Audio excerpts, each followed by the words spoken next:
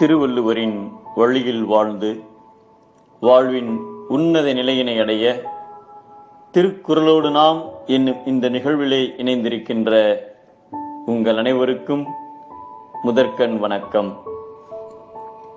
குறள் எண் 1022, அதிகாரம் குடி செயல் வகை. 1791 ஆண்டு செப்டம்பர் 22 லண்டன் நகரில் பிறந்தவர் மைக்கேல் ஃபாரடே. இவரது தந்தை ஒரு இரும்பு கொல்லர். வறுமையின் காரணமாக இவர் தனது 13வது வயதில் ஒரு அச்சகத்தில் புத்தகங்களுக்கு அட்டை ஒட்டும் பணியாளராக வேலைக்கு சேர்ந்தார்.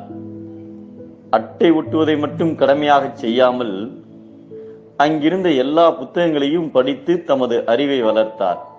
அறிவின் மீது ஈர்ப்பின் காரணமாக லண்டனில் உள்ள ராயல் சொசைட்டியில் புகழ்பெற்ற விஞ்ஞானி சர் ஹம்ப்ரி டேவி ஆற்றிய சொற்பொழிவை கேட்டார். அவர் பேசியதை குறிப்பெடுத்து அதனை புத்தக வடிவமாக்கி சர் ஹம்ப்ரி டேவிக்கே பரிசு அனுப்பினார். அத்துடன் ஹம்ப்ரியின் ஆராய்ச்சி கூடத்தில் தான் பணிபுரிய விரும்புவதாக விண்ணப்பித்தார். அவரது ஆர்வத்தை புரிந்து கொண்ட ஹம்ப்ரியும் தமது ஆராய்ச்சி கூடத்தில் வேலை அளித்தார். ஃபாரடேயின் படிப்பின் தகுதிக்கு ஆராய்ச்சி கூடத்தை துப்புரவு செய்தல் மற்றும் கண்ணாடி பாட்டில்களை கழுவி வைக்கின்ற வேலைதான் கிடைத்தது. வேலையோடு விஞ்ஞானிகள் படிக்கின்ற புத்தகங்களை படித்தார். அவர்களின் கண்டுபிடிப்புகளை உற்று கவனித்தார். குறுகிய காலத்திலேயே புதிய யோசனைகளை சர் ஹம்ப்ரியிடம் தெரிவித்து தானே பரிசோதனைகளை செய்ய அனுமதி பெற்றார். காந்தத்தையும் கம்பிச்சுருள்களையும் பயன்படுத்தி முதல் டைனமோவை கண்டுபிடித்தார்.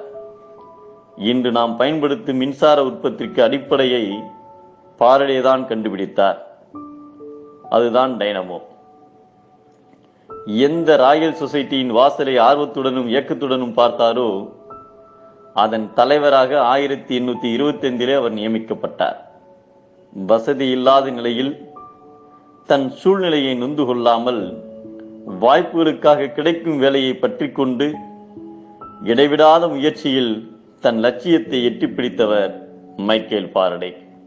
முயற்சியும் சிறந்த அறிவும் ஒருவரிடம் தொடர்ந்து இருந்தால் அவரது குடி உயரும் என்பதை ஆள்வினையும் ஆன்ற அறிவும் என இரண்டின் நீள்வினையால் நீளும் குடி என்கிறார் நம் தெய்வ புலவர் திருவள்ளுவர். இல்லாத திறமைக்கு ஏங்கினால் தோல்வி, இருக்கும் திறமையை வளர்த்தால் வெற்றி.